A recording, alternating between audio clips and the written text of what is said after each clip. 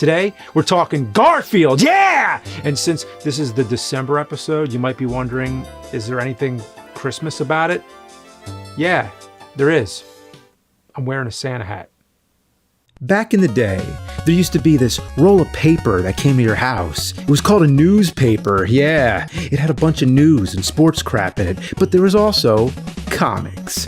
Every day, as a kid, I would dig out that comic section and go straight to Garfield. It was my favorite, and all it was a cat.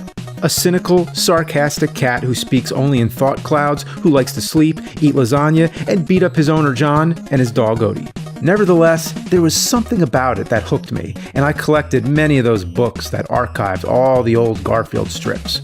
Part of the appeal was from being a cat owner. There was a relatability factor. Never before had I seen a comic that made fun of how cats can't make up their mind if they want to go out the door, or how they plan out their jumps across furniture. It's a comic about what your cat is thinking, what goes on inside their little minds. That is, until Garfield evolved into a more generic character.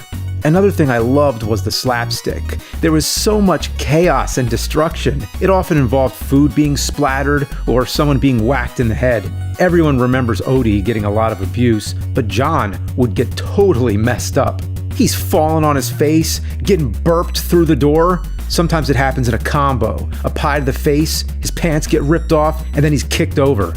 These type of exaggerated cartoon physics were new to me at the time. Even though it was just a drawing on a page, I could see it moving. Garfield is what taught me how to draw movement. And I gotta mention, John's facial expressions are so funny.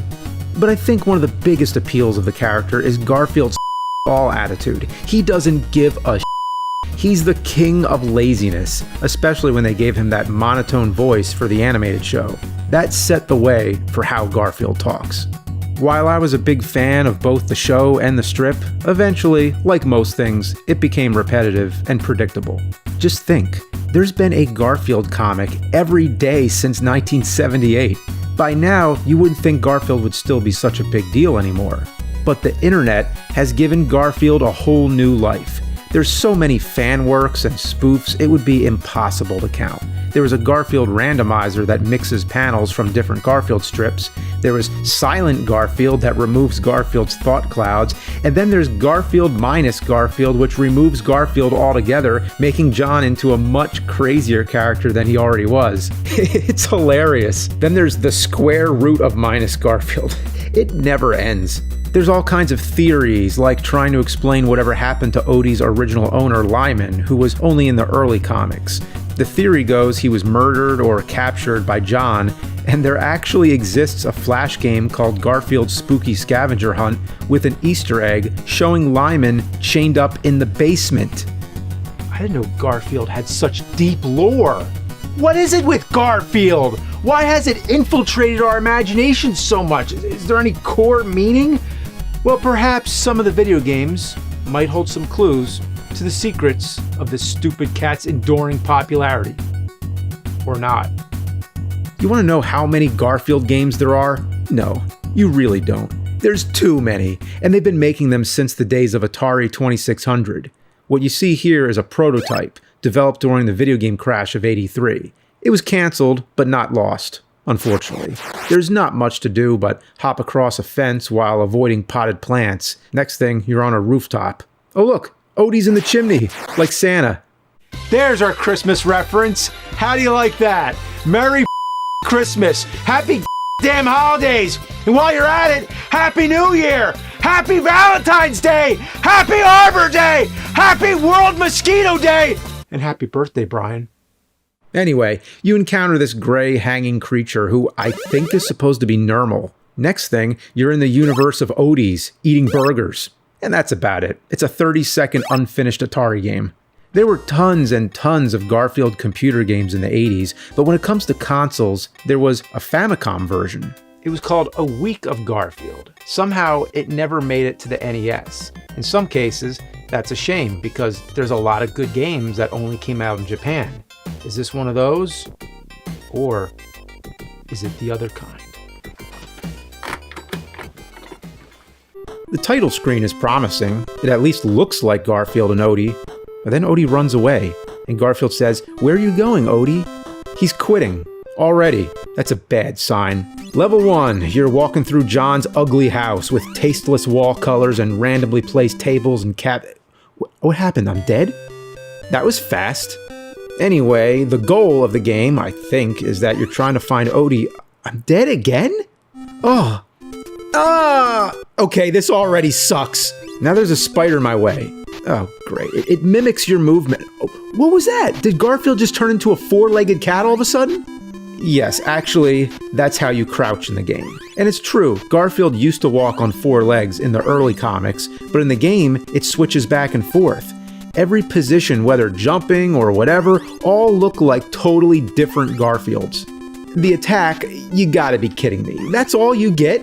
Just a wimpy little kick? At first, I couldn't even tell if I was attacking or not. That range is so short, it doesn't even go outside Garfield's own hitbox. You gotta get the power-ups. You can throw bones, what look like bombs, and a spread gun.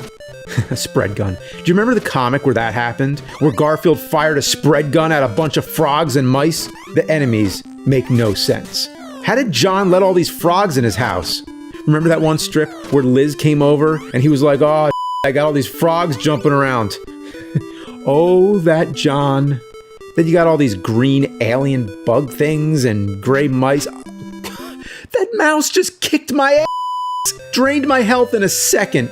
Damn, knocked me in the air. These mice don't around. When you reach the end of the stage, if you reach the end of the stage, you come to a locked door. Let me guess. You gotta find a key. Alright, I'm gonna go back. Wait, you can't go back. Does that mean I'm Oh, now I'm just jumping around like an idiot. I don't know what you're supposed to do. I guess that means I can stop playing. Never mind. I found the key. You trigger it by jumping in a specific spot. What's the point of that? Who puts a key right in front of the door? And this happens on every level. Why even have a locked door if the key is always right there? You're gonna find it, even if you have to touch every spot on the screen imaginable. It adds nothing to the game except wasted time. At the end of the level, John will say something. It's always just one sentence. What happened? I don't know. You want to tell me what happened? May I help you? Yeah, you could give me some power-ups or a health upgrade or just some tips. Nope, just puts me back in the game. Okay. What can I do for you? I don't know, John. What can you do for me? What have you done so far? Nothing. You're a waste. You're a useless piece of Let's challenge. Challenge? What challenge? Hasn't this whole thing been a challenge? Still looking for Odie? Oh, right. Yeah, that's the goal. Because that's what you were asking. Not that you, had any advice or anything. You just wanted to know. Well, yeah, I am still looking. Swipe. Garfield would have given up long ago. Why would he ever be looking for Odie? Garfield would be glad to get rid of him. Garfield wouldn't even get out of bed, except to eat. Maybe if that were the goal, if he's trying to find a massive treasure trove of lasagna, that would at least make sense. Because cats love lasagna. No, it never made sense. This game is work. A lot of work. Something Garfield would never do. All the levels are pretty much the exact same thing. You just move to the right and get bombarded by hordes of enemies. Too many enemies. Way too many. Damn birds. Duck and jump. Oh! Okay, gonna duck down. Alright, and then, oh, the mouse! Alright, I know the mouse is coming. And jump! Oh! Shoot him. Shoot him, shoot him! Oh! Duck under the birds. Jump over the mouse! Oh! The big problem is the game doesn't start with much health. And anytime you find more health, it only adds a tiny sliver to the health bar. That's all you get? You gotta be kidding me. There's no post-hit invincibility either. Any enemy can drain all your health in a flash. You know, I happened to notice that if you scramble the words Garfield Odie, you can get Fragile Die. Just wanted to point that out. Wait till you get to the bosses. They're near impossible. It's funny they use such obscure Garfield characters. That right there is Fluffy Ned. No, I'm just kidding. It's nobody. Don't you wish you had more health? Well, just play the level over again and don't get hit so much. Don't you wish you had more ammo? Well, play the level again, trying to save your ammo while not getting hit. Don't you wish you were playing a different game? Well, take the out and throw it in the dumpster. I like that the restaurant says foods, foods, foods. Also, is it just me, or does the music sound like Get Back by the Beatles?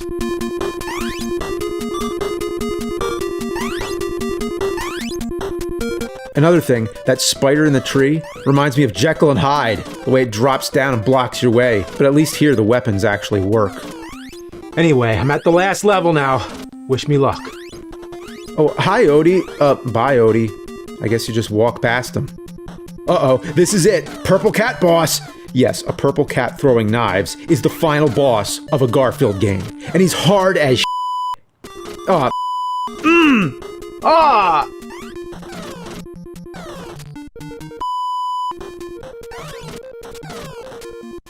Ah! I just gotta hit him with the bombs. Hit him with the bombs. Hit him. Hit him. Hit him. Come on. Come on. Come on. Come on. I did it. I did it. I beat him. Oh, I just gotta find the key and it's all over. All right, where's the key? What happened? What? Time limit? There's a time limit? I can't believe there's a time limit. So not only do you have to get to the boss with optimum ammo and health, but you also have to do it fast as Well, I'm not doing that. Just one more time. All right, I'm gonna get him this time. Oh, down to the wire again. 10 seconds left. Oh boy. Oh boy. Is this possible? Is this 5, 4, 3, 2? Oh, there is no key this time. What? You saw that, right? I beat the boss and made it through the door. How much farther did I need to go? It's not even worth it. Just one more time. I swear, all I needed was just one more second. All right, mother. Come on, come on. Yes. All right. 5, 4, 3, 2, 1.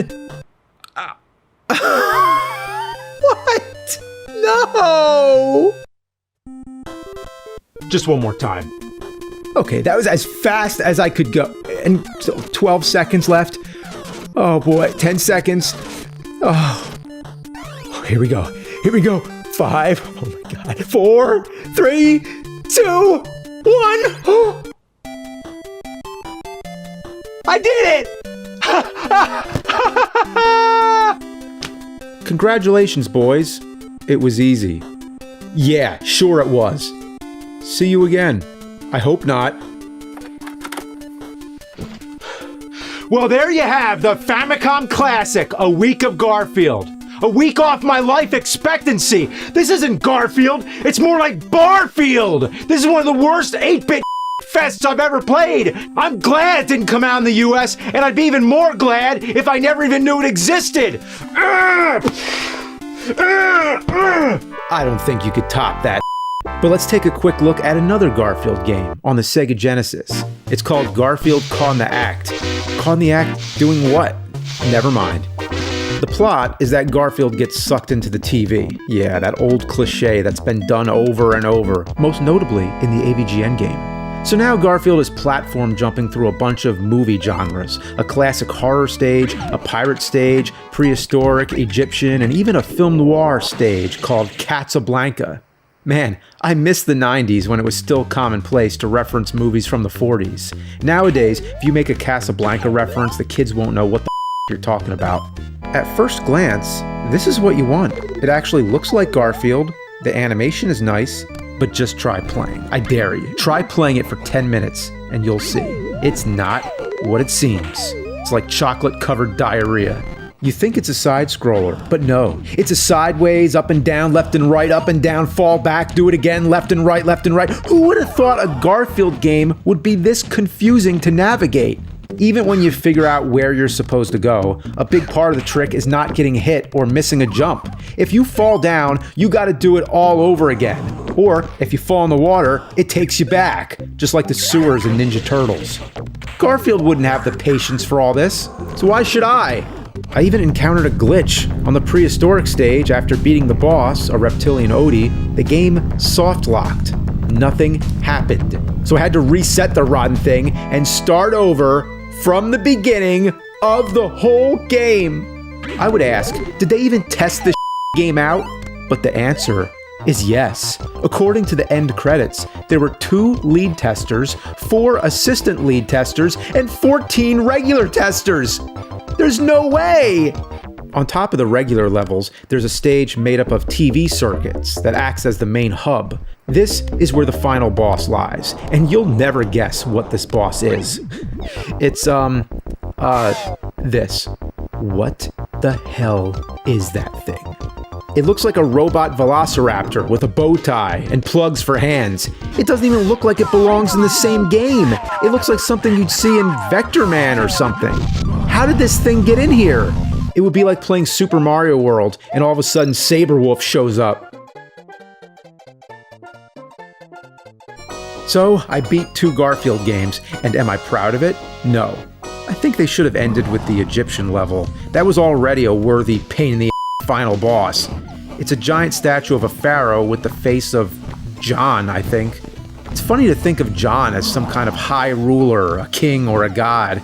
I mean, he does own a cat, and pharaohs owned cats as protection against snakes and In ancient Egypt, cats were regarded with high importance. They were depicted on the walls of tombs, sometimes even being mummified with their owners.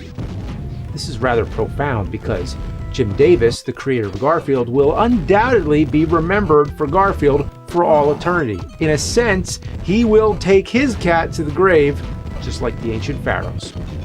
The pharaoh in the game is John, but does anyone remember who John actually is? Go back to the very first Garfield comic. He's a cartoonist. John is Jim Davis. And perhaps Jim Davis is no mortal man. Maybe he's a reincarnation of an ancient deity, a god. It makes perfect sense. Why else would everybody still be worshiping Garfield after all these years? And if you scramble the name Jim Davis, you can get diva. That's disgusting, I apologize. One more game. Just to throw out one more nugget for you, there was a Game Boy game called Garfield Labyrinth. It's a maze game which is essentially a remake of Solomon's Key, which was one of the all-time great puzzle games as an arcade and NES port. This version basically replaces Solomon with Garfield and gives him some weird weapon to destroy blocks with. What is that thing? Some appendage on his body? I know what that is. It's never mind. Enough dirty jokes. It turns out this game is based on yet another game called Pee-Pee Hammer and his pneumatic weapon. Pee-Pee Hammer? Okay. Yes, it's true. This cat has a Yeah, that was kind of a Ghostbusters reference. Speaking of Ghostbusters, check this out. You're not going to believe this. This game was actually a Ghostbusters game. You're thinking, oh, come on now, but I'm not kidding. Look, compare them side by side. Same games, only the sprites swapped. The Garfield game is the PAL version, while the North American version is the real Ghostbusters. Yeah, not just any Ghostbusters, the real Ghostbusters, the animated series with the voice of Lorenzo Music as Peter Venkman, same guy who voiced Garfield. And as we all know, there's one other character in this universe who happened to play both those characters as the voice of Garfield in the live-action films and as Peter Venkman in the live-action Ghostbusters. Of course, we're talking about Bill Murray. In fact, there's that scene in Zombieland, you know, when the whole movie hits the brakes and becomes a Ghostbusters parody. What is the other movie that Bill Murray references in that scene? Do you have any regrets? Garfield, maybe? What is it with Garfield and Ghostbusters? Why are these two separate franchises so closely linked together? Anyway, about the game. You might be wondering what it was originally called in Japan. Was it Ghostbusters or Garfield? It was neither. It was Mickey Mouse 4! Hell, Mickey Mouse 4. Can you think of any other game, any other media in the history of civilization that went from Mickey Mouse to Garfield to Ghostbusters? I don't know how this came to be, but it sort of piques your curiosity, doesn't it? But hang on, if this is Mickey Mouse 4, then what about Mickey Mouse 3? Well, the game that was known in Japan on Famicom as Mickey Mouse 3 was known on NES as Kid Clown in Nightmare World. Yeah, you know, Garfield Ghostbusters, Kid Clown, all that. But I know what you're wondering. What about Mickey Mouse 1 and 2? I wish I didn't have to answer that, because now we're really going down the rabbit hole, with the emphasis on rabbit. Bugs Bunny's Crazy Castle 1 and 2. Yeah, you remember back when I reviewed all those Crazy Castle games? Little did I know, in Japan, it was originally the Mickey Mouse series. Not to be confused with Mickey Mousecapade. But then Mickey Mouse 3 and 4 branched off. And was there a Mickey Mouse 5? Of course there was a Mickey Mouse 5. Meanwhile, Crazy Castle 5 became all about Woody Woodpecker. So Mickey Mouse and the Crazy Castle series were like two timelines that temporarily crossed together. Two intersecting comet tails of chronological confusion. Oh, and that's not all. The very first Crazy Castle game was on both NES and Game Boy. The Japanese version of the Game Boy version was Mickey Mouse, but the Japanese version of the NES version was Roger Rabbit on the Famicom disk drive. Holy shit. Not to mention, the European version of Crazy Castle 2 was part of the Hugo series. I can't take it anymore. And of course, it all comes down to Bugs Bunny.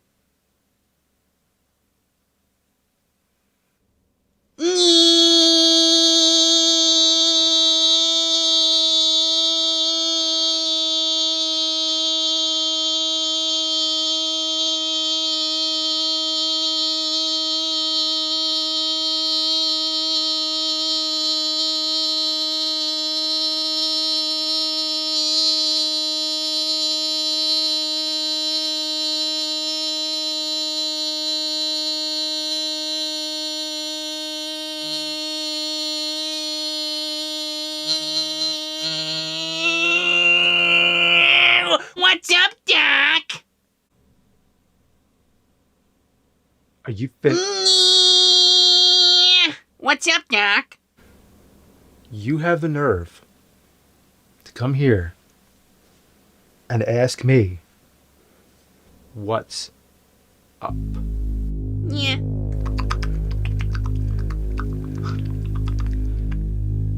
Well,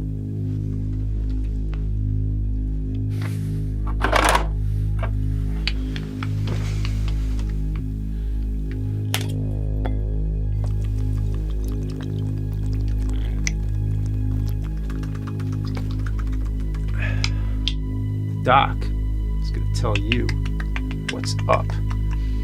Because the Doc has got a prescription ordered specifically for you, face. Okay. Well, you're the Doc, Doc. Let me have it. Happy holidays, buddy. Yeah, it's good to see you. Here, try this game out. Yeah, check this out here. Oh man, it's been a long time. Been a long.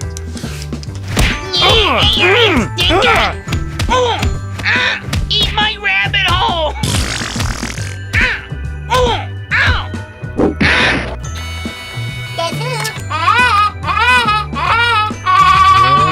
Yeah.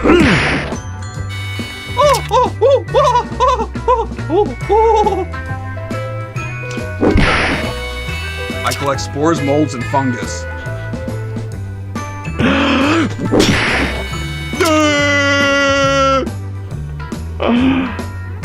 Great. Please!